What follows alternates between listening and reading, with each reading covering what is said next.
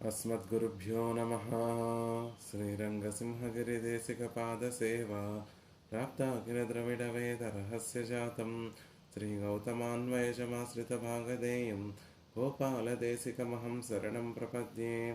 श्रीमद्गौतमवंशनायकमणेर्गोपालसूरेसुतं तत्पादाम्बुजलब्धयुग्मनिगमान्तार्धं सुशीलं सदा सद्विद्याविनयादिसद्गुणनिधिं स्वाचार्यनिष्ठान्वितं वन्दे वैष्णवभूषणं तमनघं श्रीरङ्गरामानुजं कौशिकान्वयसञ्जातं वेङ्कटार्यतनूभवं वेदान्ताचार्यसच्शिष्यं उडैवर्लुगुरुं भजे। कन्दाडवंशसञ्जातं रङ्गाचार्यतनूभवं गोपालाचार्यसच्चात्रं गोपालगुरुमाश्रये। श्रीमान् वेङ्कटनाथार्यः कवितार्किककेसरी वेदान्ताचार्यवर्यो मे सन्निधत्तां सदा हृदि। रामानुजदयापात्रं ज्ञानवैराग्यभूषणं श्रीमद्वेङ्कटनाथार्यं वन्दे వేదాంతదేశికం। భాగవతోత్తములందరికీ దాసోహాలు సమర్పిస్తూ వేదాంత దేశికుల వారు అనుగ్రహించినటువంటి దయాశతకాన్ని అధ్యయనం చేసేటటువంటి ప్రయత్నం చేస్తున్నాం.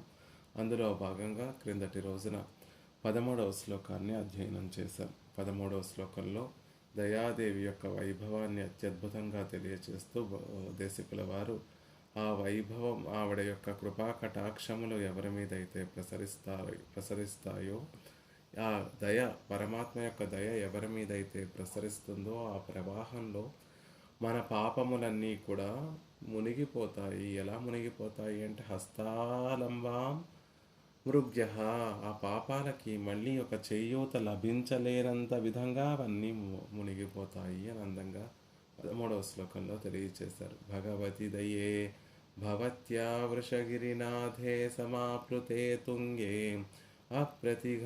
అప్రతిఘమజ్జనానాం హస్తాలంబో మదాగసాం మృగ్య.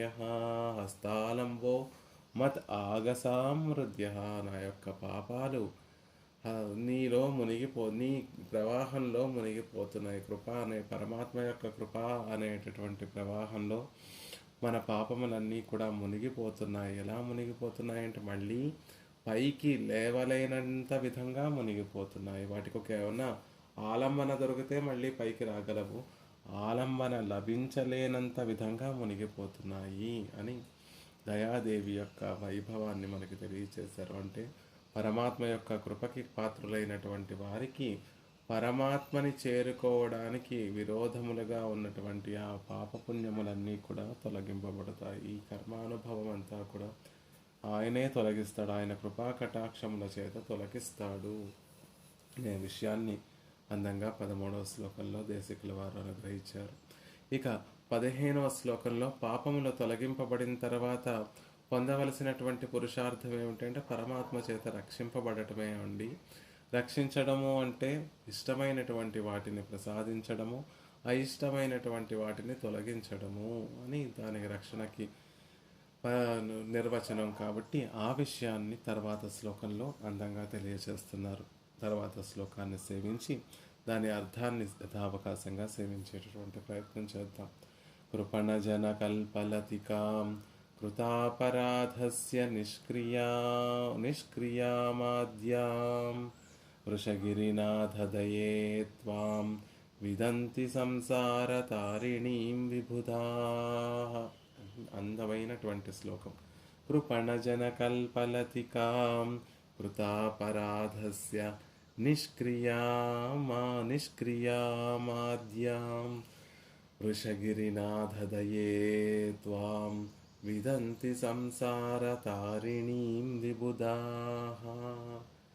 విదంతి విబుధాః, విబుధాః విదంతి. పండితులందరూ కూడా విదంతి తెలుసుకుంటున్నారు. నీ వైభవాన్ని ఏ విధంగా తెలుసుకుంటున్నారు అంటే, ఓ దయాదేవి, హే వృషగిరినాథదయే, ఓ శ్రీనివాసుని యొక్క దయాదేవి, వృషగిరికి నాథుడైనటువంటి వాడు, వృషగిరి అనేటటువంటి తిరువేంగడానికి నాథుడైనటువంటి శ్రీనివాసుని యొక్క దయా, ఓ తల్లి, త్వాం నిన్ను, విబుధాహ విదంతి, పండితులు తెలుసుకుంటున్నారు. ఏ విధంగా తెలుసుకుంటున్నారు అంటే కృపణ జనకల్పలతికాం, దీనజనుల యొక్క కోరికలను తీర్చేటటువంటి కల్పలతికగా తెలుసుకుంటున్నారు.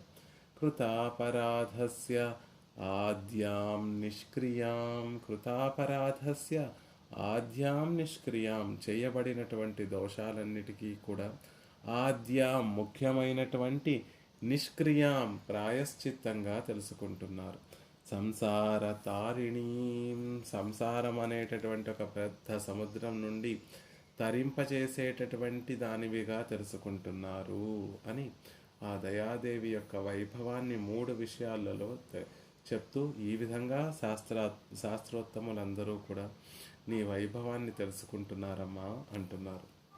ఓ శ్రీనివాసుని యొక్క దయ, ఓ దయాదేవి, దైన్య జీవితాన్ని గడిపేటటువంటి వ్యక్తుల యొక్క వాంఛితములన్నిటినీ కూడా తీర్చేటటువంటి కల్పవల్లివి నువ్వు.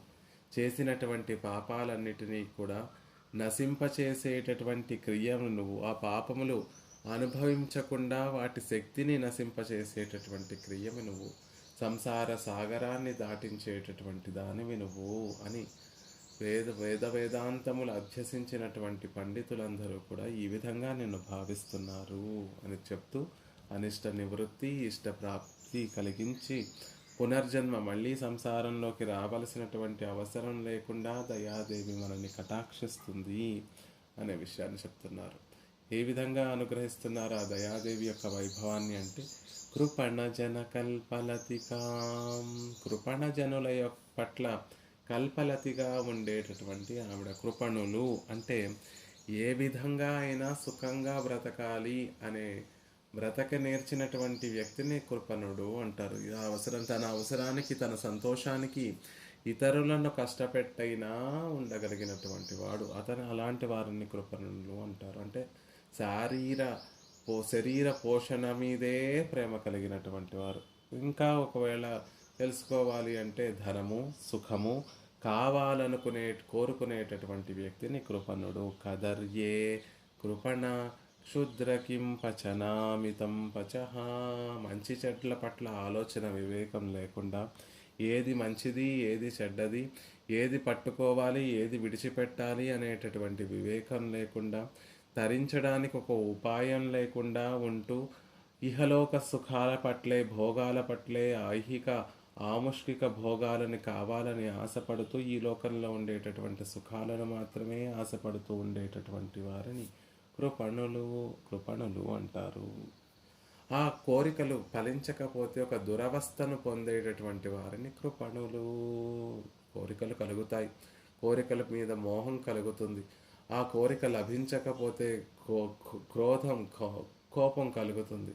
కోపం వల్ల పూర్తిగా నాశనం అయిపోయేటటువంటి స్థితి కలుగుతుంది. మోహము, క్రోధము, తద్వారా ఆత్మ యొక్క స్థితియే, ఆత్మ యొక్క గుణములే నాశనం అయిపోయేటట్టుగా ఉంటుంది. మంచి గుణములన్నీ కూడా నాశనం, ప్రణశ్యతి, బుద్ధియే చెడిపోయేటటువంటి స్థితి కలుగుతుంది.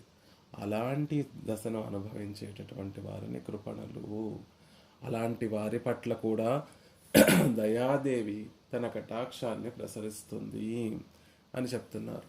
కృపణ జన శబ్దం సాధారణంగా ప్రాణులందరినీ తెలియచేసేటటువంటి వాచకం.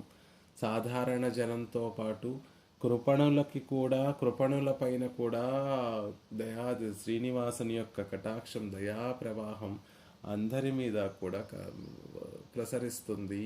స్వామి హృదయంలో వీరు గొప్పవారు, వీరు శరీర పోషణ పట్లే ఉన్నటువంటి వారు అనేటటువంటి తారతమ్యం లేకుండా సహృదం సర్వభూతానాం అని అందరి మీద ఒకే విధంగా కటాక్షం, కరుణను చూపించేటటువంటి విధంగా దయాదేవి కటాక్షిస్తుంది అంటున్నారు. అందుకే ఆవిడ కృపణ జన కల్పలతికాం. వేదాంత దేశకుల వారే గోదాస్తుతి అనేటటువంటి ఒక ప్రబంధంలో, ఒక స్తోత్రంలో శ్రీ విష్ణు చిత్తకులనందన కల్పవల్లీం శ్రీరంగరాజ హరిచందన యోగ దృశ్యాం సాక్షాత్ క్షమాం కరుణయా కమలామివాన్యాం గోదామనన్య శరణ శరణం ప్రపద్యే. గోదాదేవిని కల్పవల్లితోటి పోలుస్తారు. ఎలాంటి కల్పవల్లి ఆవిడ అంటే శ్రీ విష్ణు చిత్త కులనందన కల్పవల్లి. శ్రీ విష్ణు చిత్తుల వారి యొక్క కులాన్ని అంతటినీ కూడా, ప్రపన్న కులాన్ని అంతటినీ కూడా ఆనందపరిచేటటువంటి కల్పవల్లి ఆవిడ. మరి కల్పవల్లి అంటున్నారు, ఒక తీగ అంటున్నారు. ఆ తీగ ఏ ఆలంబన లేకుండా ఉండలేదు కదా. మరి ఈ గోదాదేవి ఆండాళ్ళు అనేటటువంటి ఈ కల్పవల్లి దేనిని ఆధారంగా చేసుకొని ఉంటుంది అంటే శ్రీరంగరాజ హరిచందన యోగ దృశ్యాం. రంగనాథుడు అనేటటువంటి వృక్షాన్ని అల్లుకొని ఉంటుంది కల్పవల్లి, గోదా అనేటటువంటి కల్పవల్లి. ఇక్కడ కూడా దయాదేవి ఇది ఒక కల్పలతికగా భావన చేస్తున్నారు. ఈ కల్పలతిక ఎవరిని ఆశ్రయించి ఉంటుంది అంటే వృషగిరినాథుడు అయినటువంటి శ్రీనివాసుని ఆలంబనగా చేసుకొని ఉండేటటువంటి ఆవిడ దయాదేవి, దయా అనేటటువంటి కల్పలతిక అని చెప్తున్నారు. అక్కడ సహజంగా కల్పవృక్షం ఎక్కడ ఉంటుంది అంటే స్వర్గంలో నందనవనంలో కల్పవృక్షం ఉంటుందండి. ఆ వృక్ష ఛాయలోకి చేరినటువంటి జనం కోరుకున్నటువంటివన్నిటినీ కూడా క్షణంలో ఆ కల్పవృక్షం సాక్షాత్కరింపచేస్తుంది. ఆ కల్పవృక్షానికి అనేకమైన లతలు అల్లుకొని ఉంటాయి. ఆ లతలు చూడడానికి ఆహ్లాదంగా ఉంటాయి, ఆనందాన్ని కలగజేస్తూ ఉంటాయి. శ్రీనివాసుడు అనేటటువంటి కల్పవృక్షానికి, శ్రీనివాసుడు చతుర్భుజములో శాఖానుశాఖలుగా నలుదిక్కులా విస్తరింపచేసినటువంటి గొప్ప కల్పవృక్షము ఈయన తన చతుర్భుజములతోటి చతుర్విధ పురుషార్థములన్నిటినీ కూడా ఇచ్చేటటువంటి కల్పవృక్షం ఈయన. ఆ కల్పవృక్షాన్ని అలుముకొని ఉన్నటువంటి లతికయే దయాదేవి. ఆ దయ ఉండబట్టి అది కల్పవృక్షం స్పృహణీయంగా కనిపిస్తోందండి. ఆ కల్పవృక్షం ఛాయలలోకి వెళ్ళాలి అనేటటువంటి ఒక కోరిక జీవులందరికీ దేనివల్ల కలుగుతోంది అంటే ఆ లత వల్లే. చూడండి, ఒక పెద్ద చెట్టు ఉంది. చెట్టు పెద్ద వృక్షం అయితే ఆ వృక్షానికి సహజంగా పుష్పాలు, ఫలములు అన్ని వేళలా అవి లభించవు. ఆయా సందర్భాన్ని బట్టి, ఆయా కాలాన్ని బట్టి పుష్పములు, ఫలములు లభిస్తూ ఉంటాయి. కానీ ఆ చెట్టుకి ఒక లత కనుక అలుముకొని ఉంటే ఆ లత ఎల్లప్పుడూ కూడా పుష్పములను వికసింపచేస్తూ ముందు చూడగానే ఆ చెట్టు దగ్గరికి చేరాలి. చెట్టుకి కల్పలత ఉండడం వల్ల, దాని నిండా పూలు వికసించి ఉండడం వల్ల, పూల పరిమళం నలుదిక్కులా వ్యాపించడం వల్ల, పూల నుండి తేనెలు స్రవించడం వల్ల చూసినటువంటి వారికి ఆహా, ఇది ఆహ్లాదాన్ని కలిగించేటటువంటి గొప్ప వృక్షము, ఈ వృక్ష ఛాయలోకే మనం వెళ్ళి సేద తీరాలి అనేటటువంటి ఒక కోరిక వృక్షాన్ని చూడటం కన్నా కూడా వృక్షానికి అలుముకున్నటువంటి ఆ లత వల్ల ఒక వైభవం, ఒక అతిశయం కలుగుతుంది వృక్షానికి. అలా శ్రీనివాసుడు అనేటటువంటి ఆ కల్పవృక్షాన్ని చేరాలి, ఆయన కృపా కటాక్షమును మన మీద ప్రసరింపబడడానికి కారణం ఆ దయాదేవి అనేటటువంటి కల్పలతిక ఆ చెట్టుని, కల్పవృక్షాన్ని అనుకొని ఉండడం వల్ల అని చెప్తున్నారు. ఈ కల్పవృక్షము అనన్య ప్రయోజనాల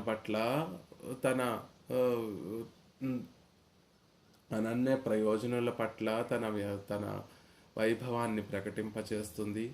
కైవల్యార్థుల పట్ల తన వైభవాన్ని ప్రకటింపచేస్తుంది. ఇహలోక సుఖాలు కోరుకునేటటువంటి వారి పట్ల కూడా తన కటాక్షాన్ని ప్రసరింపచేస్తుంది అని తెలియచేయడం కోసం మొదటి పాదంలో మనకి దేశకుల వారు కృపణ జన కల్పలతికాం అనేటటువంటి మాటను కృపణుల పట్లే దయ చూపిస్తోంది అంటే మిగిలినటువంటి వారి పట్ల దయ చూపిస్తోంది అని ప్రత్యేకంగా చెప్పాలా? అక్కర్లేదండి.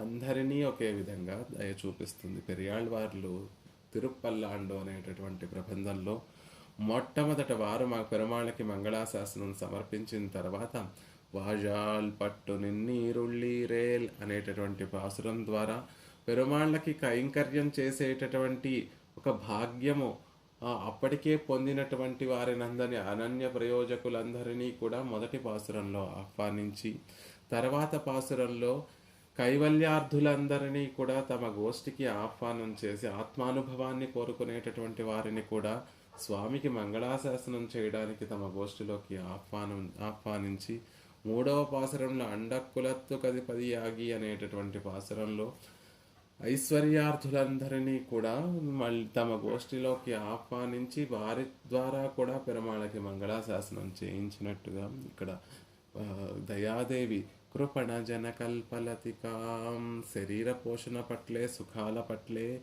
వ్యామోహం కలిగినటువంటి వారి పట్ల కూడా పరమాత్మ యొక్క దయ ప్రసరింపచేసేటట్టుగా చేస్తుంది అని చెప్పడంలో ఉన్నటువంటి భావన ఏమిటంటే, ఇలాంటి వారినే పరమాత్మ చేత కటాక్షింప చేస్తూ ఉంటే మిగిలినటువంటి వారి గురించి ప్రత్యేకంగా చెప్పవలసినటువంటి అవసరం లేదు అని చెప్తున్నారు. అసలు పరమాత్మకి ఉన్నటువంటి స్వభావం ఏమిటండి అంటే, ఆయన అర్ధికల్పకుడు. ఆశ్రయించినటువంటి వారి పట్ల కల్పవృక్షంగా ఉండి వారికి కావాల్సినటువంటి పురుషార్థములన్నిటినీ కూడా ప్రసాదించేటటువంటి వాడు. అచింత్య దివ్యాద్భుత నిత్య యవ్వన స్వభావలావణ్యమయామృతోదధిం శ్రియం భక్త జనైక జీవితం సమర్థమాపత్సకమర్ధికల్పకం. ఆళ్వందార్లు పరమాత్మని అర్ధికల్పకం అని సంభావన చేస్తున్నారు. అందులో ఆ అర్ధికల్పకుడు పరమాత్మ అని చెప్పేటటువంటి సందర్భంలో అనేక విధములుగా దానికి పెద్దలందరూ కూడా వ్యాఖ్యానాన్ని అనుగ్రహిస్తారు. అర్ధికల్పకుడు అంటే అర్ధినాం కల్పద్రుమవత్ సర్వాపేక్షిత ప్రదమితి యావత్. యాచకులు ఎవరైతే ఆయన దగ్గరికి చేరతారో వారందరికీ కూడా కల్పవృక్షంలా ఉండి కోరినటువంటి కోరికలన్నిటినీ కూడా తీర్చేటటువంటి వాడు. అర్ధినాం కల్పద్రుమవత్ అసర్వాపేక్షితం ప్రదమితి యావత్. అన్ని అపేక్షితములను కూడా తీర్చేటటువంటి వాడు. స్వర్గంలో నందనవనంలో ఉన్నటువంటి కల్పవృక్షం దగ్గరికి వెళ్ళి మోక్షాన్ని ప్రసాదించమంటే, పరమపదాన్ని నిరతిశయమైనటువంటి ఆనందాన్ని ప్రసాదించమంటే అది ప్రసాదిస్తుందా? లేదు సుమా. కానీ పరమాత్మ దగ్గరికి వెళ్ళి, స్వామి నాకు నీ పట్ల ప్రేమ ఉంది అని ఆయన పట్ల ఒక దాసోహ సమర్పణం చేస్తే చాలు, ఆయన పొంగిపోయి నిరతిశయమైనటువంటి ఆనందాన్ని కూడా ప్రసాదించగలిగినటువంటి వాడు. అందుకే అర్ధినాం కల్పద్రుమవతు సర్వాపేక్షిత ప్రథమితి యావత్ అని చెప్తున్నారు. అంటే ఆశ్రయించినటువంటి వారికి కల్పవృక్షం వంటివాడు. అర్ధికల్పకం ఒక భావన. అర్ధినః కల్పద్రుమభూతాః యస్య సహ అర్ధికల్పః.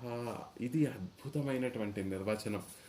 వచ్చినటువంటి వారికి, తనని ఆశ్రయించినటువంటి వారికి తాను కల్పవృక్షంగా ఉండి కావలసినటువంటి కోరికలు ఇస్తున్నాడు అని చెప్పడం కన్నా కూడా, తన దగ్గరికి చేరినటువంటి వారిని కల్పవృక్షంగా భావిస్తాడు పరమాత్మ. పరమాత్మ చాలా సున్నితమైనటువంటి సరసమైనటువంటి భావన.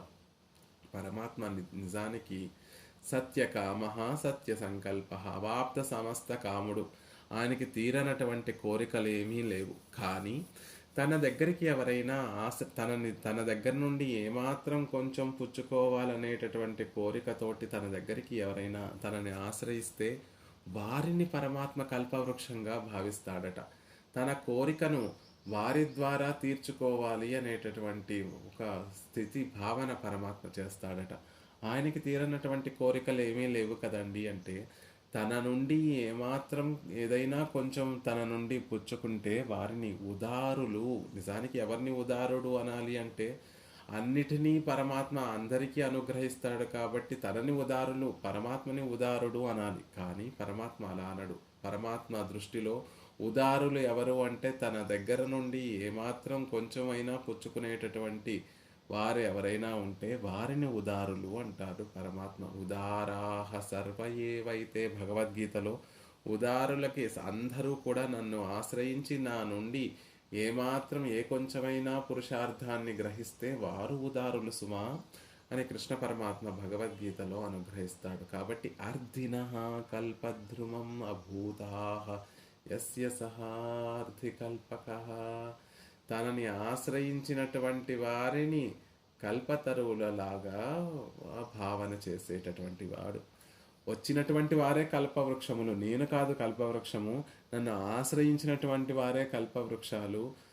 వారే నాకు నేను సర్వప్రదాత సర్వాధిక్యుణ్ణి అనేటటువంటి నాకున్నటువంటి ఆ వైభవాన్ని వాటికి వాటిని నిలబెట్టేటట్టుగా నా నుండి సర్వము గ్రహిస్తున్నారు. కాబట్టి నన్ను ఆశ్రయించినటువంటి వారే నాకు కల్పవృక్షములు అని భావన చేసేటటువంటి వాడు. ఎంత అందమైనటువంటి భావన!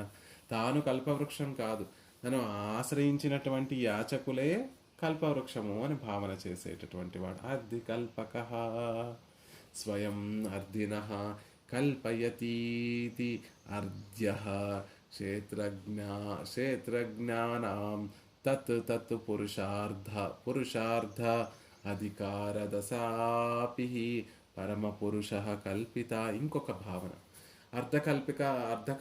కల్పకుడు అంటే అసలు ఈ జీవులందరినీ వారి వారి కర్మానుగుణంగా ఆయా పురుషార్థములను కోరుకునే విధంగా కల్పించేటటువంటి వాడు.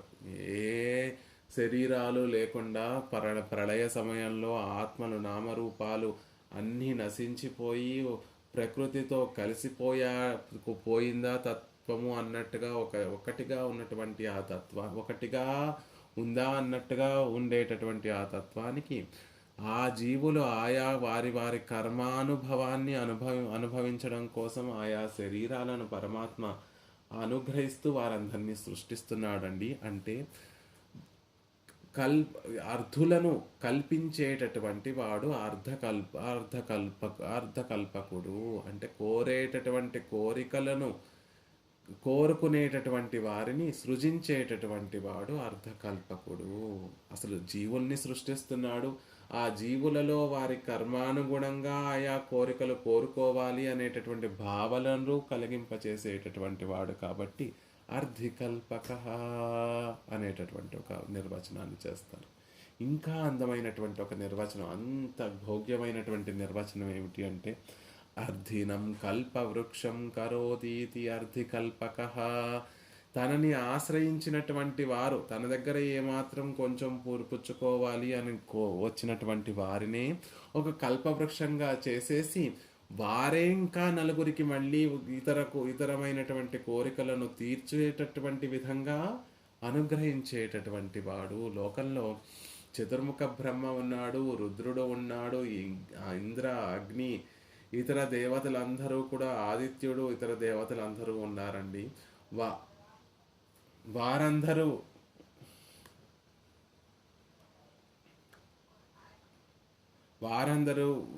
పూర్ణవతి గారు మ్యూట్లో ఉండవలసిందిగా ప్రార్థిస్తున్నానమ్మా. ఆ ఇతర దేవతలందరూ కూడా అనేక మంది జీవులకి వారి వారి అపేక్షితములన్నిటినీ కూడా ప్రసాదించేటటువంటి వారు అవుతున్నారు. దానికి కారణం ఏమిటి అంటే పరమాత్మ దగ్గర నుండి వారు యాచించి ఆ పరమాత్మ ఇచ్చినటువంటి శక్తి చేత మిగిలినటువంటి వారందరికీ కూడా వారు ప్రసాదిస్తున్నారు. అంటే తనని ఆశ్రయించినటువంటి ఆ యాచకుడిని ఒక కల్పవృక్షంలా చేసేటటువంటి సమర్థత కలిగినటువంటి వాడు. పరమాత్మ కృపా కటాక్షం మన మీద పడితే, ఈనాడు మనకి ధనం లేదని పెరుమాళ్ళ దగ్గరికి వెళ్ళి స్వామి నాకు ధనాన్ని ప్రసాదించవయ్యా అంటే జన్మలు జన్మలు ఎత్తి అనుభవించినా తరగనటువంటి ధనాన్ని మనకిస్తాడు పరమాత్మ. అంతేకాకుండా ఇక మళ్ళీ ఇంకొకరి దగ్గరికి వెళ్ళి యాచించవలసినటువంటి అవసరం లేకుండా మనమే నలుగురికి ఇంకా ధనాన్ని ఇచ్చి వారిని ధనికులుగా చేసే అంత గొప్పగా మనని పరమాత్మ కటాక్షిస్తాడు. అందంగా చెప్తారు ఆళ్వార్లు, తొండరడిపడి ఆళ్వార్లు తిరుమాలై అనేటటువంటి ప్రబంధంలో నాట్టినాన్ దైవమెంగుం నల్లదోర్ అరుள் తన్నాలే కాట్టినాన్ తిరువరంగం ఉయిభవర్కు ఉయ్యం వண்ணం. అసలు లోకంలో ఉన్నటువంటి దేవతలందరూ కూడా గొప్పవారు అనుకుంటూ ఉంటాము. ఇంద్రుడు, అగ్ని, వరుణుడు, ఆదిత్యుడు, ఇతర దేవతలందరూ కూడా, రుద్రుడు, బ్రహ్మ, దేవతలందరూ కూడా గొప్పవారు అనుకుంటూ ఉంటాం. కానీ వారందరినీ నిలబెట్టినటువంటి వాడెవరు అంటే నాట్టినాన్ దైవమెంగుం, ఎంగుం అన్ని చోటల దేవతలందరినీ కూడా నిలబెట్టినటువంటి వాడు ఎవరు అంటే పరమాత్మ కాటినాన్ తిరువరంగం వైభవర్కు ఉయ్యం వన్నం, శ్రీరంగంలో వేయించేసి ఉన్నటువంటి రంగనాథుడే నల్లదు ఓరరుల్ తన్నాలే తన కృపా కటాక్షముల చేత నాట్టినాన్ దైవమెంగుం, లోకంలో ఉన్నటువంటి దేవతలందరినీ కూడా నిలబెడుతున్నాడు. వారికి సమర్థతా శక్తిని ప్రసాదించి తద్వారా వారి ద్వారా ఒక జీవులు కోరుకున్నటువంటి ఆయా పురుషార్థములన్నిటినీ కూడా ప్రసాదింపచేసేటటువంటి వాడిగా ఉన్నాడు పరమాత్మ. కాబట్టి తనని ఆశ్రయించినటువంటి వారిని కల్పవృక్షంగా చేసేటటువంటి వాడు. కాబట్టి అర్ధికల్పక అర్ధీనం కల్పవృక్షం కరోతి ఇది అర్ధికల్పక. ఎంత అందమైనటువంటి భావన అంటే తన దగ్గరికి యాచనకి వచ్చినటువంటి వారిని కల్పవృక్షంగా చేయగలిగినటువంటి సమర్థత కలిగినటువంటి వాడు. ఆ పునః ప్రార్థనీయస్య ప్రార్థితాదికదాయినః అర్ధినః ప్రథమే తస్య చరమాన్ పర్యపూరయన్. యాదవాభ్యుదయం అనేటటువంటి కావ్యంలో యదు వంశీయుల గురించి చెప్తూ వారందరూ కూడా ఎలాంటి వారు అంటే ఆ పునః ప్రార్థనీయస్య ప్రార్థితాదికదాయన, వారి దగ్గరికి ఎవరైనా యాచన కోసం వస్తే మళ్ళీ వీరు ఇంకొకరి దగ్గర యాచించడానికి వీలు లేదు అనేటటువంటి విధంగా వారికి ఉన్నటువంటి దారిద్ర్యాన్ని మొత్తం అంతా కూడా తొలగించి తరగన అనుభవించిన తరతరాలుగా అనుభవించిన తరగనటువంటి గొప్ప ఐశ్వర్యాన్ని ప్రసాదించేటటువంటి వారు. ఇంకొకరి దగ్గరికి వెళ్ళి మళ్ళీ ప్రార్థించేటటువంటి అవసరం లేకుండా అధికంగా శ్రేధానాన్ని ఇచ్చేటటువంటి వారు. అర్ధినః ప్రథమే తస్య చరమాన్ పర్యపూరయన్. ఇంకా చమత్కారం ఏమిటి అంటే ఈ యాదవుల దగ్గరికి ఎంతోమంది వస్తారండి యాచనకి, కానీ ఈ యాదవులు మొదటి వ్యక్తినే ఆదరిస్తారు. మొదటి వ్యక్తికి గొప్పగా ఐశ్వర్యాన్ని దానం చేస్తారు. ఇక ఆ మొదటి వ్యక్తే చివరి వ్యక్తి అవుతాడు. అంటే మిగిలినటువంటి యాచకులందరూ కూడా యాదవుల దగ్గరికి వెళ్ళాల్సినటువంటి అవసరం లేదు. మొదటి ఏ వ్యక్తినైతే యాదవులు గొప్ప ఐశ్వర్యంతో దానాన్ని ఇచ్చి గొప్పగా సన్మానిస్తారో అతని దగ్గరికి మిగిలినటువంటి యాచకులు అందరూ వెళతారు. అతను మిగిలినటువంటి వారి యొక్క కోరికలన్నిటినీ కూడా మొదటిగా వచ్చినటువంటి యాచకుడే తీర్చేసేటట్టుగా మొదటి వారిని అంత గొప్పగా అనుగ్రహిస్తారు అని చెప్పినట్టుగా పరమాత్మ కూడా లోకంలో ఉన్నటువంటి ఇతర దేవతలందరిలో కూడా వారందరికీ తాను శక్తిని ప్రసాదించి వారందరికీ ఆయా అధికారాలను ఇచ్చి వారి ద్వారా లోకంలో ఉన్నటువంటి వారందరినీ కూడా కటాక్షిస్తున్నారు. లోకంలో మీరు చతుర్ముఖ బ్రహ్మని కల్పవృక్షం అనుకుంటూ అబ్బా బ్రహ్మ ఏ కోరినటువంటి కోరికలన్నింటినీ కూడా తీర్చగలిగినటువంటి సమర్థుడు అనుకుంటున్నాము. కానీ ఆ సమర్థత ఇచ్చినటువంటి వాడు ఎవరు అంటే పరమాత్మ శ్రీమన్నారాయణుడు. అందుకే అర్ధినం కల్పవృక్షం కరోతి ఇది అర్ధికల్పక. ఎంత అందమైనటువంటి భావన అంటే చాలా అందమైనటు. అలా ఉన్నటువంటి కల్పలత అలాంటి వాడు పరమాత్మ. అర్ధికల్పక అని పరమాత్మకి పేరు. ఆ కల్పవృక్షాన్ని అల్లుకొని ఉన్నటువంటి ఆవిడ దయాదేవి. ఆ కల్పలతికగా ఆ కల్ప తరువుని అల్లుకొని ఉన్నటువంటిది ఆవిడే. లేకపోతే ఆయన దగ్గరికి ఎవరో వెళ్ళరండి. వెళ్ళి ఉంది, సమర్థత ఉంది, సర్వాధిక్యుడు ఆయన. కోరినటువంటి కోరికలన్నిటినీ కూడా ఇవ్వగలిగినటువంటి వాడు ఆయన. కానీ దయ లేకపోతే ఏం లాభం? ఎప్పుడూ ఆయన దగ్గర గొప్ప ధనం ఉందండి, ఆయన అందరికీ ధనాన్ని ఇవ్వగలిగినటువంటి సమర్థత కలిగినటువంటి వాడు. కానీ వెళితే తిడతాడండి, వెళితే చీదరించుకుంటాడు అని అంటే ఎవరైనా ఆయన దగ్గరికి వెళ్తారా? వెళ్ళరు. కాబట్టి దయాదేవి పరమాత్మని ఎప్పుడూ కూడా ఒక లతికగా అవలంబించి ఉండి ఆయన హృదయంలో మన పట్ల ఎప్పుడూ కూడా ప్రసన్నత కలగచేస్తూ ఉంటుంది. వృషగిరినాథ దయే. వృషగిరినాథుడి యొక్క దయా. వృషగిరినాథుడు శ్రీనివాసుడు ఒక కల్పతరువు అయితే ఆ కల్పతరువును ఆశ్రయించినటువంటి లతిక దయాదేవి అని చెప్తున్నారు. కృతాపరాధస్య నిష్క్రియామాద్యాం. అపరాధం చేసినటువంటి వ్యక్తికి ముఖ్యమైనటువంటి ప్రాయశ్చిత్తమే పరమాత్మ యొక్క కృప. మనం ఎన్నో తప్పులు చేస్తూ ఉంటాం. అన్ని తప్పులకి కూడా శాస్త్రము ఇది ప్రాయశ్చిత్తము అని చెప్తూ ఉంటుంది. ఆ ప్రాయశ్చిత్తాలు చేస్తూ మరెన్నో తప్పులు చేస్తూ ఉంటాం. మళ్ళీ ఆ తప్పులని దిద్దుబాటు చేసుకోవడానికి మళ్ళీ ప్రాయశ్చిత్తాలు చేస్తూ ఉంటాం. కాబట్టి ఇది నిరంతరం సాగేటటువంటి ఒక ప్రక్రియ. అలా కాదండి. ప్రధానమైనటువంటి ప్రాయశ్చిత్తం ఏమిటి అంటే దయాదేవి యొక్క కటాక్షమే, శ్రీనివాసుని యొక్క కృపయే ప్రధానమైనటువంటి నిష్క్రియ, ప్రధానమైనటువంటి ప్రాయశ్చిత్తం. కృతాపరాధుణ్ణి నేను, ఎన్ని పాపాలు చేశానో తెలియదు. పాపాలు చేసేటటువంటి సందర్భంలో పరమాత్మ గుర్తురాడు. ఆ పాపాలు ఫలించేటటువంటి సందర్భంలో ఆక్రందిస్తాను. అయ్యో ఇన్ని పాపాలు చేసినటువంటి వాడిని రక్షించు స్వామి, రక్షించు స్వామి అని పరమాత్మ గురించి ఆక్రందన చేస్తూ ఉంటాను. కాబట్టి ఆ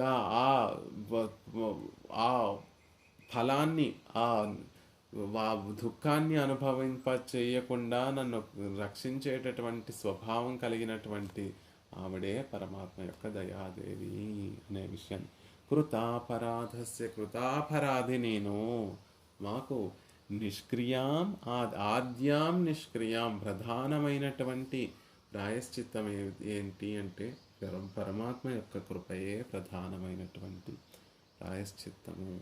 ఆరాధన అపరాధం, ఆరాధన కన్నా భిన్నంగా ఉండేటటువంటి ఒక ప్రక్రియయే అపరాధం. ఆరాధన సత్కర్మ అంటారు, అపరాధాన్ని దుష్కర్మ అంటారు. అపరాధం చేసినటువంటి వారు శిక్షను తప్పించుకోవడానికి కృతజ్ఞో నాస్తి నిష్కృతి, కృతజ్ఞుడికి ప్రాయశ్చిత్తం లేదండి. అది పరమాత్మ ఇది తప్పు అని తెలిసి, దీన్ని చేస్తే పరమాత్మకి ఇష్టం ఉండదు అని తెలిసి మళ్ళీ మళ్ళీ అవే తప్పులు చేస్తూ చేస్తూ చేస్తూ చేస్తూ ఉంటే పరమాత్మకి ఏమాత్రమైనా సంతోషం కలుగుతుందా? ఉండదు. అలాంటి వారికి నిష్కృతే లేదు, ప్రాయశ్చిత్తమే లేదు. యది క్వచన నిష్కృతిర్భవతి సాపి దోషావిలా, ఒకవేళ నిష్కృతి ఉన్నా అది కూడా దోషభూయిష్టం అవుతుంది. మనం చెప్పుకున్నట్టుగా ఒక పాపాన్ని చేశాము, దానికి ప్రాయశ్చిత్తం శాస్త్రం ఇది అని చెప్తుంది. ఆ ప్రాయశ్చిత్తాన్ని చేస్తూ ఉంటే మళ్ళీ ఆ ప్రాయశ్చిత్తాన్ని చేసేటటువంటి దానిలో దోషాన్ని చేస్తూ ఉంటాము. కాబట్టి అది కూడా నిష్కృతి అవుతుంది. ప్రాయశ్చిత్తము అంటే కేవలము తలుచుకుంటే తప్పు అని తలుచుకుంటే తప్పు చేశాను అని తలుచుకుంటే కాదు కదా. ప్రాయశ్చిత్తము అంటే ఏదో ఒక కర్మను ఆచరించాలి. ఆ కర్మని ఆచరిస్తున్నామంటే మళ్ళీ ఆ కర్మ సరిగ్గా ఆచరిస్తున్నామా లేదా అని తెలియదు.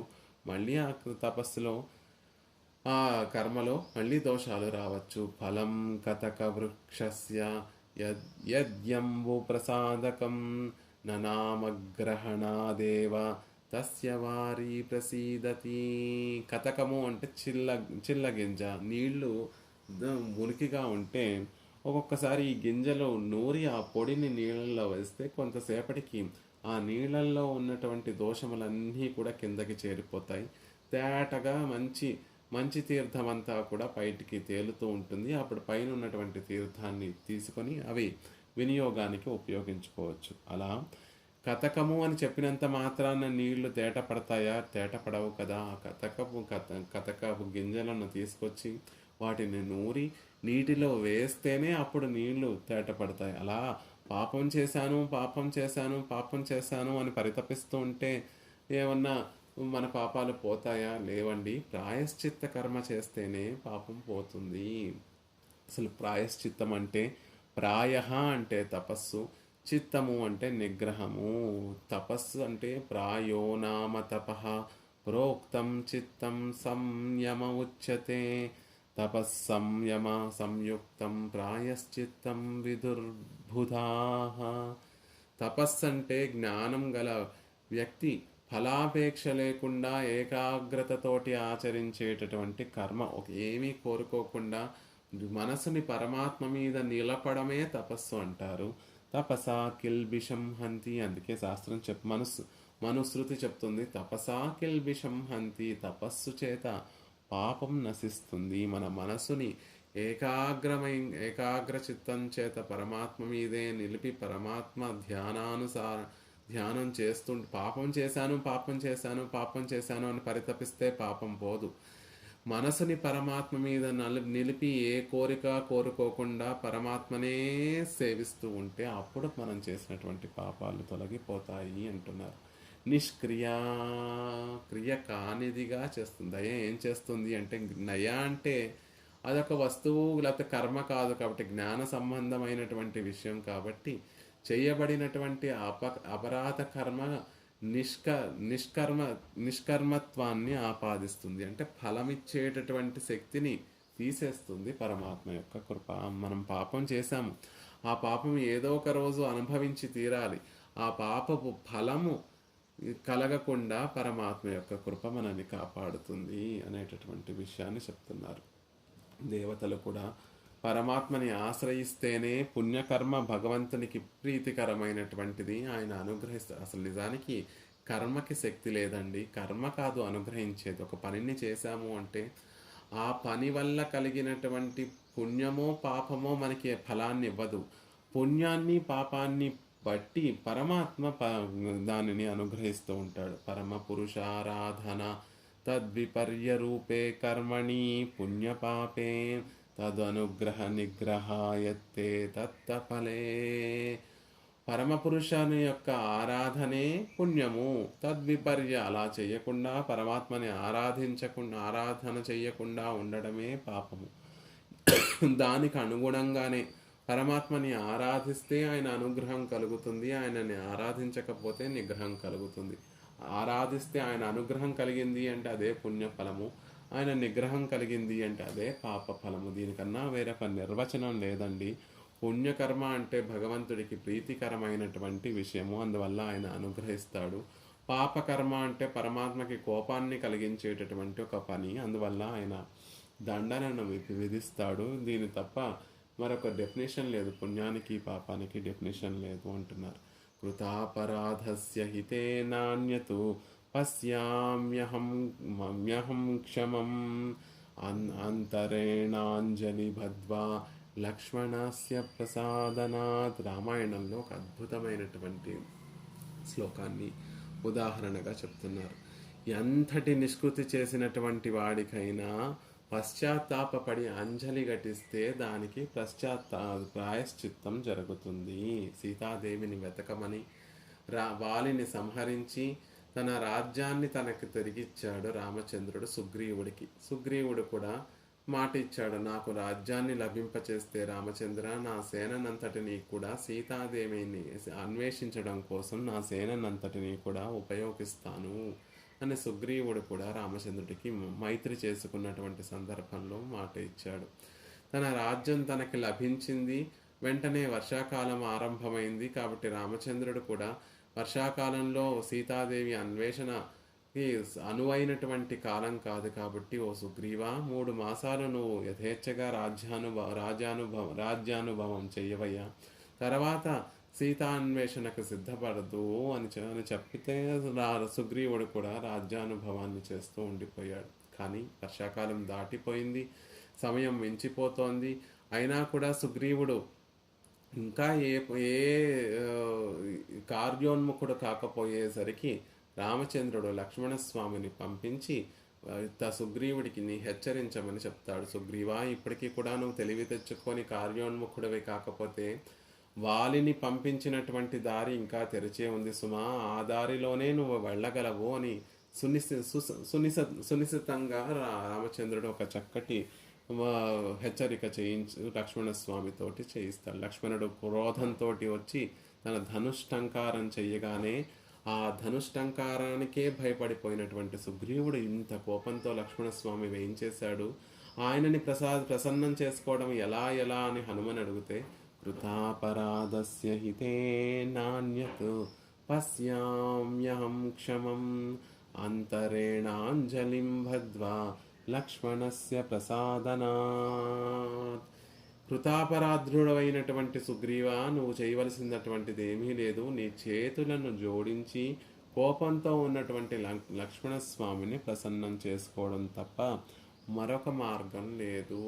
పశ్చాత్తాపుడవై అంజలి ఘటించి, లక్ష్మణ నేను తప్పు చేశాను, నా తప్పును మన్నించవయ్యా, క్షమించవయ్యా అని అంజలి ఘటించి లక్ష్మణుని యొక్క పాదములను ఆశ్రయించడం తప్ప, అంజలి ఘటించడం తప్ప మరొక మార్గం లేదు అని ప్రతిభావంతుడైనటువంటి హనుమ సుగ్రీవునికి ఇచ్చినటువంటి హితవాక్యం ఇది. అలా మనం చేసేటటువంటి అపరాధములన్నిటినీ కూడా క్షమించమని పరమాత్మ మీద మన మనసును నిలిపి పరమాత్మకి ఒక అంజలి ఘటిస్తే చాలు, అదే గొప్ప ప్రాయశ్చిత్తం. ఆయన కృపయే మనం చేసినటువంటి ఆ పాపములన్నిటికీ కూడా నిష్కృతి అవుతుంది. అంజలి ఘటించడం వల్ల ఏమవుతుంది అంటే పరమాత్మ మనసు కరుగుతుంది. ఆ కరిగినటువంటి మనసే కృప. ఆ కృప మన మీద ప్రవహిస్తే అప్పుడు మనం చేసినటువంటి అన్నిటికీ కూడా నిష్కృతి లభిస్తుంది. కృతే పాపేను తాపో వై యస్య పుంసః ప్రజాయతే ప్రాయశ్చిత్తం తు తస్యైకం హరి సంస్మరణం పరం. పాపకర్మ చేసిన వల్ల ఆ పాపమునంతటినీ కూడా పశ్చాత్తాపం కలిగినటువంటి వ్యక్తి ఆ పాపాలన్నిటినీ కూడా ఎలా తొలగించుకోగలడు అంటే హరినామాన్ని స్మరించడమే ఉత్కృష్టమైనటువంటి ప్రాయశ్చిత్తం. అంతకన్నా గొప్ప ప్రాయశ్చిత్తం మరేమీ లేదండి. తప్పు చేశాను స్వామి రక్షించు అని మనసు హరి మీద నిలిపి ఆ హరినామానుసంధానం చేస్తే చాలు. ఎలాంటి కిల్బిషములైనా కూడా అగ్నిలో వేసినటువంటి దూది పింజలా ఆ హరినామస్మరణ చేత మనం చేసినటువంటి పాపములన్నీ కూడా భస్మమైపోతాయి. ప్రాయశ్చిత్తాన్యశేషాని తపః కర్మాత్మాకాని వై యాని తేషామశేషేణాం కృష్ణానుస్మరణం పరం. హరినామస్మరణ, కృష్ణనామస్మరణ, కృష్ణనామ అనుసంధానమే మనం చేసినటువంటి పాపములన్నిటికీ కూడా ప్రాయశ్చిత్తము. దేశకుల వారే ఒక స్తోత్రంలో అద్భుతంగా అనుగ్రహిస్తారు. చరాణ్య సౌరిపాదు త్వం ప్రాయశ్చిత్తేషు అనుత్తమా. ప్రాయశ్చిత్తములన్నిటిలో కూడా ఉత్తమమైనటువంటి ప్రాయశ్చిత్తం ఏమిటో తెలుసా ఓ పాదుకాదేవి? నివ్వే సుమా అని పరమాత్మ యొక్క చరణారవిందములను ఆశ్రయించడమే ప్రాయశ్చిత్తములలో అన్నిటిలో కూడా ఉత్తమమైనటువంటి ప్రాయశ్చిత్తము.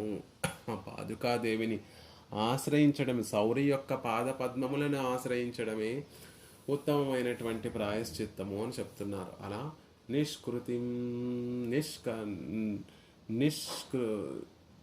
నిష్క్రియాం కృతాపరాధస్య ఆద్యాం నిష్క్రియాం. అపరాధములు చేసినటువంటి వారికి ముఖ్యమైనటువంటి నిష్క్రియాం ప్రాయశ్చిత్తము పరమాత్మ యొక్క కృపయే. ఇంకా ఎలాంటిదండి దయాదేవి అంటే సంసార తారిణీం. బహుక్లేశముతో కూడి ఉన్నటువంటి సంసారం అనేటటువంటి సముద్రంలో పడి కొట్టుమిట్టాడుతున్నటువంటి వారినందరినీ కూడా పట్టుకొని తరణింపచేసేటటువంటి పరమాత్మ యొక్క కృప. కృష్ణుడు హరి అనేటటువంటి నౌకను ఆశ్రయించి సంసారం అనేటటువంటి పెద్ద సముద్రాన్ని దాటగలం. కృష్ణుని యొక్క కృప, కണ്ണన్ యొక్క కృపను ఆశ్రయించి మాత్రమే ఈ క్లేశభూయిష్టమైనటువంటి సంసారం అనేటటువంటి సముద్రాన్ని దాటగలం. శ్రీనివాసుని యొక్క పాదార విందములను ఆశ్రయిస్తే సంసారం అనేటటువంటి సముద్రం కూడా మోకాల వరకు వచ్చి సులభంగా మనం దానిని తరించడానికి వీలుగా ఉంటుంది. అందుకే సంసార తారిణి, శ్రీనివాసుని యొక్క దయ సంసార తారిణి. అసలు సంసారంలో ఉండడానికి కారణం ఏమిటండి అంటే కర్మానుభవమే. పుణ్యాన్ని కానీ పాపాన్ని కానీ అనుభవించడానికి జీవుడు సంసారంలోకి వస్తూ ఉంటాడు. ఆ పుణ్య పాపములు రెండు పరమాత్మ తొలగించిన తర్వాత, పరమాత్మ కృప తొలగిస్తే ఇక జీవుడు హాయిగా సంసారం అనే సముద్రం నుండి బయటపడి పెద్ద ఆనందం అనేటటువంటి అవధి లేనటువంటి ఆనందాన్ని అనుభవించేటటువంటి వాడవుతాడు. కర్మం కానీ, కర్మయోగము కానీ, జ్ఞానయోగము కానీ, భక్తి యోగాన్ని కానీ అనుష్ఠించి లేకపోతే ప్రపత్తి చేసి తద్వారా ఈ సంసారాన్ని తరించాలి అంటే అది సులభం కాదండి. అంత సులభమైనటువంటి పని కాదు. కానీ దయ ఏదైతే ఉందో ఆ దయ మనం చేసినటువంటి పుణ్యపాపములన్నిటినీ కూడా తొలగించి మనని ఈ సంసారం నుండి తరింప చేయగలిగినటువంటిది. కాబట్టి సంసార తారిణి. సంసారాన్ని దాటడము అంటే భగవత్ కృప ద్వారా సదాచార్య సంపత్తిని కలిగింపచేసి మళ్ళీ సంసారంలో పడనివ్వకుండా చేస్తుంది. ఆచార్య లాభం భగవానాలే. ఆచార్యులు లభిస్తున్నారు మనకి అంటే దానికి కారణం పరమాత్మ యొక్క కృపయే అని శ్రీవచన భూషణంలో పిళ్ళ పిళ్ళైలోకాచార్యులు వారు అనుగ్రహించినట్టుగా ఆచార్య లాభం కలిగి తద్వారా సంసారం నుండి తరింప చేయబడతాము. సంసారం నుండి తరించడం ఎలా అంటే కేవలం రామానుజ పద సంబంధం చేతనే. ఆ రామానుజ పద సంబంధాన్ని మనకి కలిగించేటటువంటి వారు ఆచార్యులే సుమా అని చెప్తున్నారు. వృషగిరినాథ దయే. ఇంతకీ ఎవరి గురించి ఇవన్నీ చెప్తున్నారు? ఈ 3 విశేషణాలు చెప్పారు. కృపణజన కల్పలతికామన్నారు, కృతాపరాధస్య నిష్క్రియామాద్యమన్నారు, సంసార తారిణీమన్నారు. ఎవరండి అంటే వృషగిరినాథదయే. వృషో హి ధర్మ. వృష శబ్దం ధర్మవాచకము. అధర్మాన్ని వినాశపరిచేది ధర్మము. ఆ అధర్మం ఉంది అంటే దానిని తొలగించాలి అంటే ధర్మం ఉండాలి. ఒక ధర్మం ఉంటే అధర్మం ఉండదు, అధర్మం ఉంటే ధర్మం ఉండదు. ఎక్కడైనా అధర్మాన్ని తొలగించాలి అంటే ధర్మ సంస్థాపన జరిగితే అధర్మం తొలగిపోతుంది. పాపనాశనం చేసేటటువంటిది వృషగిరి అనబడేటటువంటి వెంకటాద్రి. వెంకటాద్రి, వెంకటం అంటేనే పాపములన్నిటినీ కూడా తొలగింపచేసేది అని అర్థం.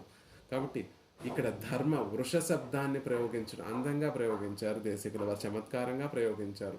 ఏదో అంజనాద్రి అనకుండానో తిరువేంగడం అనకుండానో వృషగిరి అని నాథుడు, వృషగిరినాథుడు అని చెప్పడంలో ఉండేటటువంటి స్వారస్యం ఏమిటి అంటే వృష శబ్దం ధర్మాన్ని తెలియచేస్తుంది. కాబట్టి పాపాన్ని తొలగించేటటువంటి ఈ సందర్భంలో వృషగిరి అనడం చాలా సరసమైనటువంటి మాట. కాబట్టి వృషగిరి వెంకటాద్రి దయా దయా నాథుడైన దయా కలిగినటువంటి దయకు నాథుడైనటువంటి వృషగిరినాథుడు పాపాన్ని తొలగించేటటువంటి ప్రస్థానంలో వృషగిరిని కీర్తించడం చాలా చాలా సరసంగా ఉన్నటువంటి విషయము అని చెప్తున్నారు. వృషగిరినాథదయే అని సంభావిస్తూ విబుధాహ విదంతి. విబుధులు అందరూ కూడా నిన్ను ఈ విధంగా తెలుసుకుంటున్నారమ్మా, నువ్వు సంసార తారిణివి అని, కృపణజన కల్పలతికవి అని, కృతాపరాధులకి గొప్ప నిష్క్రియ ముఖ్యమైనటువంటి ప్రాయశ్చిత్త కర్మవి నువ్వు అని, నిన్ను శాస్త్రజ్ఞులందరూ కూడా శాస్త్రాన్ని అధ్యయనం చేసినటువంటి వారు వేదాంతములన్నిటినీ కూడా క్షుణ్ణంగా అభ్యసించినటువంటి వారికి చివరికి తెలిసేది ఏమిటి అంటే పరమాత్మ కృప కోసమే మనం వేచి ఉండాలి, పరమాత్మ దయ కోసమే మనం వేచి ఉండాలి. మరొక విషయం లేదు, మరొక ఉపాయం లేదు, మరొక సాధనం లేదు మనం తరించడానికి. శాస్త్రాలన్నిటినీ, వేదాన్ని, వేదాంతములను, ఇతిహాసాలను, పురాణాలను, శాస్త్రాలను వీటినన్నిటినీ అధ్యయనం చేసిన తర్వాత తెలుసుకునేటటువంటి ఒక సారతమమైనటువంటి విషయం ఏమిటి అంటే తరించాలి అంటే దానికి కారణం పరమాత్మ యొక్క దయయే.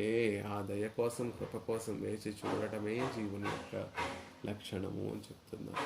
విబుధాహ విదంతి. విబుధలు అంటే పండితులు అని అర్థం, దేవతలు అని కూడా అర్థం. కాబట్టి దేవతలందరూ కూడా పండితులందరూ కూడా ఈ విధంగానే తెలుసుకుంటున్నారు. దేవతలు అంటే దేవతలు కూడా సంసారులే కాబట్టి చమత్కారంగా విబుధాహ విదంతి అని చెప్పడంలో మేమే కాదు తల్లి, దేవతలు సైతం కూడా ఆ సంసారంలో భాగమైనటువంటి ఆ దేవతలు కూడా పరమాత్మ వారు ఆ సంసారం నుండి తరించాలి అంటే పరమాత్మ యొక్క దయే ప్రధానమైనటువంటి సాధనము అని చెప్తున్నారు. దేవతలందరూ కూడా సంసార సింధుమతి దుస్తరముత్తి తీర్క్షోహో నాన్య ప్లవో భగవత పురుషోత్తమస్య. దేవతలందరూ పెరుమాళ్ళను సేవించేటటువంటి సందర్భంలో అతి దుస్తారమైనటువంటి సంసార ప్రవాహాన్ని దాటడానికి భగవంతుని లీలాకథారస అనుభవమే దానికన్నా గొప్ప మార్గం లేదు.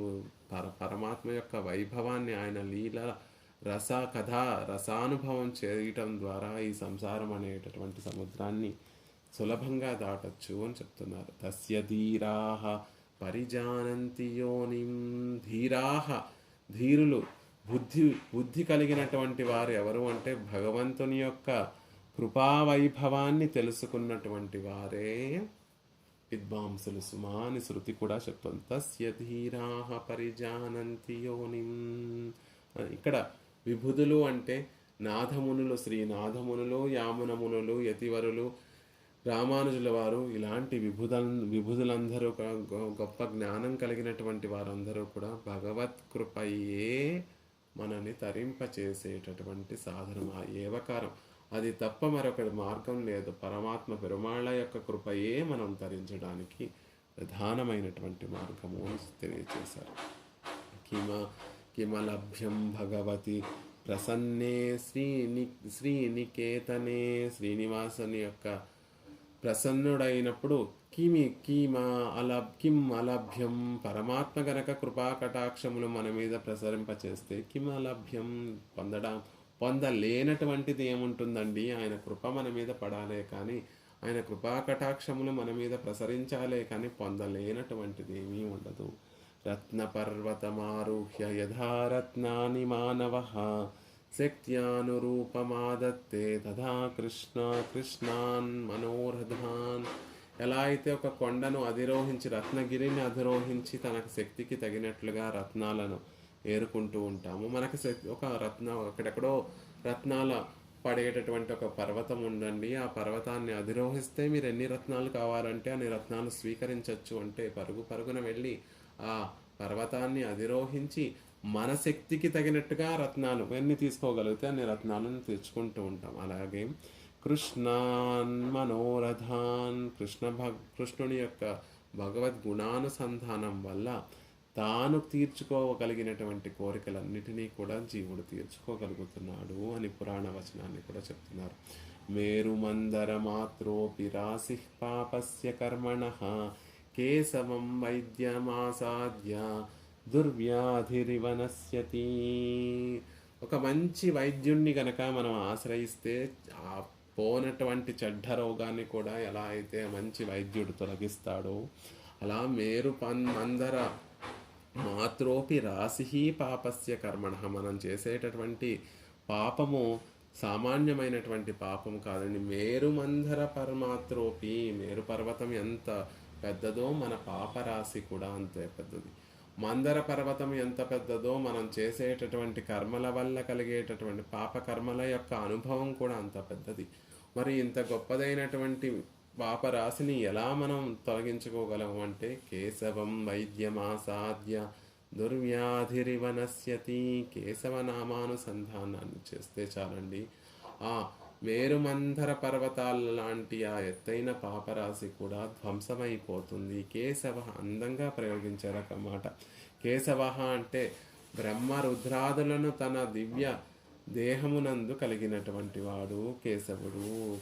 అనేటటువంటి బ్రహ్మణం, ఈశః అని చెప్పబడేటటువంటి రుద్రుణ్ణి తన శరీరంలో భాగంగా కలిగినటువంటి వాడు ఎవరో ఆయన కేశవుడు.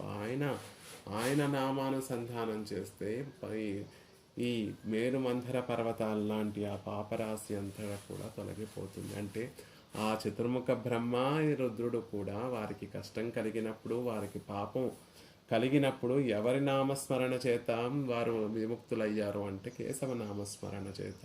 ఆళ్వార్లు అందంగా తెలియచేస్తారు. పేసి నిన్ర శివనుక్కుం పిరమంతనుక్కుం పిరర్కుం నాయఘనవనే కపాలనన్మోహత్తు கண்டு கொண்மின் தேசமாமதில் சூஜந்தளவாய திருக்குறுகூரதனுள் ஈசன்பால்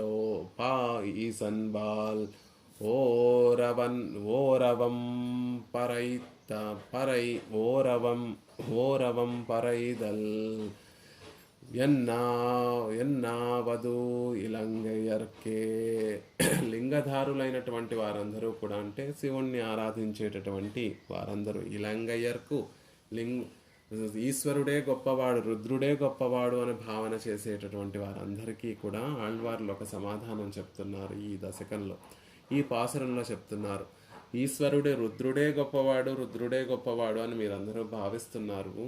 అలా అనడంలో ఎన్నవదు ఏం లాభం అండి? ఒకసారి మీరు విచక్షణ చేసి చూడండి. పేసనిన్రా, ఆయనే పరదైవతం అని చెప్తున్నటువంటి శివనుక్కుం రుద్రుడికి, పిరమనంతనుక్కుం ఆ రుద్రుడికి కూడా జన్మను ఇచ్చినటువంటి వాడు, ఆ రుద్రుణ్ణి కూడా సృజించినటువంటి పిరమనుక్కుం బ్రహ్మకు కూడా పిరర్కుం రుద్ర బ్రహ్మాదులలాగే మిగిలినటువంటి దేవతలకి కూడా ఎంత స్వారస్యం అంటే మిగిలినటువంటి దేవతలు ఎలాంటి వారో ఈ చతుర్ముఖ బ్రహ్మ రుద్రుడు కూడా అలాంటి వారే అని వారి ముగ్గురిని కలిపి వేయడంలో ఉండేటటువంటి ఒక ఒక సమన్వయం చేసి చెప్పడం, సామాన్యంగా అందరినీ కలిపి చెప్పడంలో ఉన్నటువంటి ఆంతర్యం ఏమిటంటే, మిగిలినటువంటి దేవతలను ఎలా అయితే పరమాత్మ నిలిపాడో ఈ రుద్రుణ్ణి శివుణ్ణి కూడా చతుర్ముఖ బ్రహ్మని కూడా పరమాత్మ అలాగే నిలిపాడు. అలా వేసి నింద్ర శివను పిరమనన్ తనక్కుం పిరర్కుం అవనే అవనే శ్రీమన్నారాయణుడే నాయగన్ స్వామి. మీకు ఇంకా ఆ విషయాన్ని అవగతం అవ్వడం లేదా? అయితే మీకు సంబంధించినటువంటి జ్ఞానబోధ చేసేటటువంటి పుస్తకాలు, పురాణాలు ఉన్నాయి కదా, వాటిలోనే ఒకసారి చూడండి సుమా అని ఆళ్వార్లు చమత్కారంగా చెప్తున్నారు.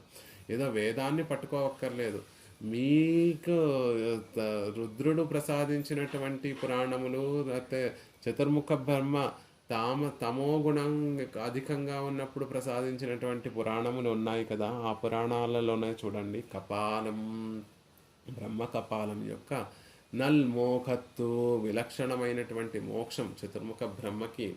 రుద్రుడి చతుర్ముఖ బ్రహ్మ యొక్క శిరస్సును ఖండిస్తే రుద్రుడు, ఆ ఖండించినటువంటి శిరస్సు ఆ రుద్రుని యొక్క చేతికి అంటుకొని ఉంటుంది అని బ్రహ్మ శపిస్తే, ఆ చేతికి ఉన్నటువంటి కపాలం విడిపోయినట్టుగా చేసినటువంటి వాడు ఎవరు అంటే పరమాత్మయే సుమా. కపాల మోక్షాన్ని ప్రసాదించినటువంటి వాడు ఎవరు? విలక్షణంగా ఎవరి కటాక్షం పడితే అసలు కపాలం ఉండేదా అనేటటువంటి ఆ సూచనలు కూడా, ఛాయలు కూడా లేకుండా కపాలం విడిపోయింది, రుద్రుని యొక్క కపాలం విడిపోయింది. పరమాత్మ శ్రీమన్నారాయణుణ్ణి ఆశ్రయించినంత వరకు కూడా ఆయన తిరగనటువంటి చోటు లేదు. అన్ని చోట్ల తిరిగి తిరిగి తిరిగి ఎలా ఊడిపోతుంది కపాలం అని ఎన్నో ప్రయాసలు పడ్డాడు. తర్వాత శ్రీమన్నారాయణుణ్ణి ఆశ్రయించిన తర్వాత అసలు ఉండేదా కపాలం, అంటుకొని ఉండేదా అనేటటువంటి ఛాయలు కూడా లేకుండా విలక్షణంగా కపాల మోక్షాన్ని కపాలం విడిపోయేటట్టుగా కటాక్షించాడు. కండు కొల్మిన్, తెలుసుకోండి మీరే ఒకసారి ఆ పురాణాలన్నిటినీ కూడా చదివి మీరే తెలుసుకోండి అని చెప్తున్నారు. ఏమని తెలుస్తుంది అప్పుడు మీకు అంటే, తేసమామదిల్ శూజందళవాయ తిరుక్కురుగూరదనుల్, తేజోమయమైనటువంటి గొప్ప ప్రాకారములతోటి చుట్టబడినటువంటి, తేజోమయమైనటువంటి ప్రాకారములు అంటే లోపల ఉన్నటువంటి వాడు, ఆ ప్రాకారముల లోపల ఉన్నటువంటి ఆ తిరుక్కురుగూరు అనేటటువంటి దివ్యదేశాలు చుట్టూతా ప్రాకారములు ఉన్నాయి. ఆ ప్రాకారములు కూడా తేజస్సుతోటి వెలిగిపోతున్నాయి. ఏ తేజస్సుతోటి?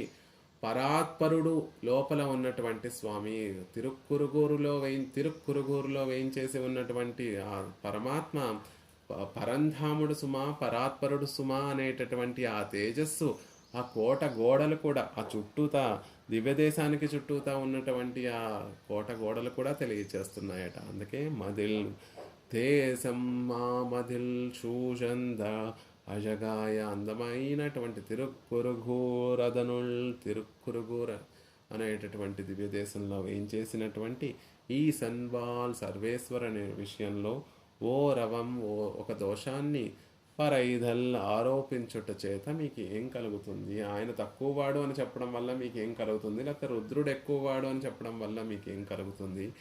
కేశవం, ఆ రుద్రుణ్ణి బ్రహ్మను కూడా తన శరీరంగా కలిగినట్టు, శరీరి ఆయన, శరీరం వీళ్ళందరూ కూడా. ఎవరు గొప్ప అంటే మళ్ళీ ప్రత్యేకంగా చెప్పవలసినటువంటి అవసరం లేదు. అలాంటి పరమాత్మని యొక్క నామానుసంధానం చేస్తే చాలు, మేరుమంధర పర్వతముల లాంటి పాపరాశి కూడా తొలగిపోతుంది అని చెప్తున్నారు.